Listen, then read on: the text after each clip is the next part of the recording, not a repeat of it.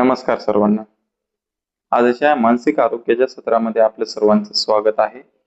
आज आपण मानसिक आरोग्य आजार काय आहे आणि त्या बाबतीमध्ये आपण कशा पद्धतीने उपाययोजना कराव्यात या बाबतीमध्ये मी आज तुम्हाला माहिती सांगणार आहे. मानसिक आरोग्य म्हणलं की कोणी पण म्हणते वेडा झाला, बरोबर? पण वेडा होण्यापाठीमाग स्टेप बाय स्टेप जी प्रोसेस आपल्या घरापासून जी सुरू होते ते घराच्या बाहेर निघेपर्यंत. ओके, म्हणजेच काय, तर ज्या वेळेस आपल्याला मानसिक ताण येतो, मानसिक ताण काय येतो, एक कौटुंबिक कलह असेल, पती पत्नीचे वादविवाद असतील, आर्थिक नुकसान असेल, किंवा जॉब जॉब सुटणं असेल, किंवा लग्न होत नसेल, किंवा शिक्षणाचा ताण असेल, अशा विविध कारणामुळे आपल्याला पहिल्यांदा ताण यायला सुरुवात होते. मग या ताणाचं रूपांतर कशात होतो? मानसिक आजारामध्ये. आणि मानसिक आजारामध्ये हे रूपांतर आपल्याला स्टेप बाय स्टेप पाहायला मिळतं.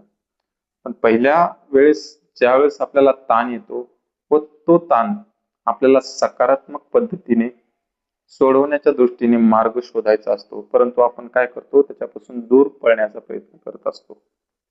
म्हणजेच काय, तर आपण जो ताण आलेला आहे त्यांना फेस न करता, त्याचं सोल्युशन न आत्मसात करता आपण त्याच्या विरुद्ध दिशेने पळण्याचा प्रयत्न करतो. मग काय होतं, याच्यामधून आपल्याला झोप न येणं, बडबड होणं, अतिराग येणं, ह्या गोष्टी आपल्या वर्तनामधून बाहेर पडण्यास सुरुवात होते. मग त्यावेळेस घरात असो किंवा ऑफिसमध्ये असो किंवा इतर ठिकाणी असो, आपलं सहनशीलता, जे चुटकीमध्ये राग येणं म्हणतात त्याला, की तो ओव्हरफ्लो होऊन जातो. जसं घरामध्ये लेकरं खेळत असतील, लेकरं एकच हट्ट आपल्याला करत असतात, त्यावेळेस अचानक आपल्याला राग येतो आणि आपण काय करतो, मुलाला किंवा मुलीला फटका देतो आणि त्यांना बाजूला सारतो. म्हणजे हा येणारा ताण नातून जो राग निर्माण होतो, तो राग आपल्याला पहिल्यांदा कंट्रोल करणं फार गरजेचं आहे. म्हणजेच काय, तर मानसिक आरोग्यापासून आपल्याला जसं जोपासना करायची, जसं संरक्षण करायचंय, आपल्याला सर्दी, ताप, खोकला हा आजार होतो. ताप आल्याच्या नंतर आपण त्वरित डॉक्टरकडे जातो आणि त्याच्यावरती औषधोपचार घेतो. परंतु आपण मानसिक आजारामध्ये असं का करत नाहीत, हा प्रश्न आपण स्वतःला विचारला पाहिजे.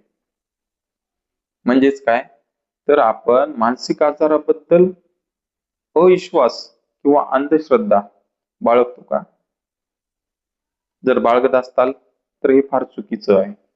आणि याच्यामधून काय होतं, की जो येणारा ताण आहे त्या ताणाचं रूपांतर फार काळ राहिल्यामुळे आपल्याला ज्या दैनंदिन गोष्टी येतात त्या गोष्टी करण्यास अवघड जातात. कोणतेही विचार आपल्याला सकारात्मक पद्धतीने येत नाही.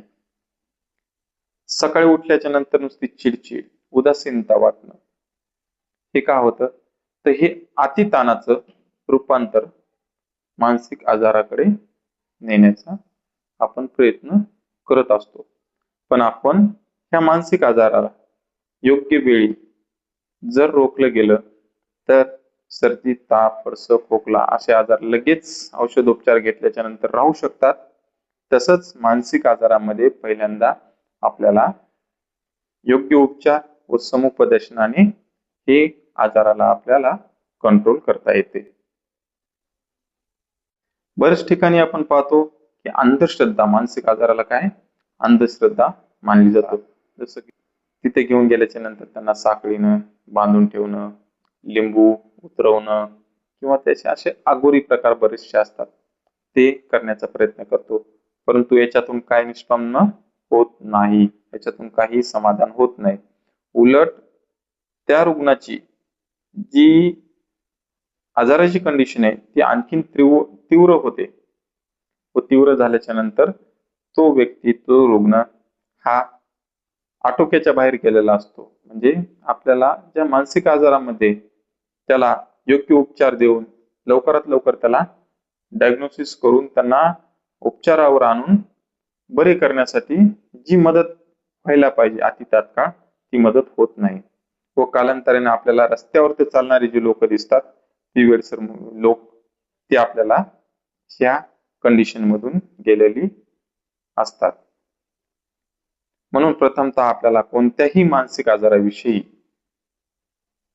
प्रामुख्याने हॉस्पिटलमध्ये जाणे, योग्य मार्गदर्शन घेणे आणि उपचार घेऊन त्याच्यावरती योग्य समाधान व सकारात्मक गोष्टीकडे पाहणे हा फार महत्वाचा भाग आहे.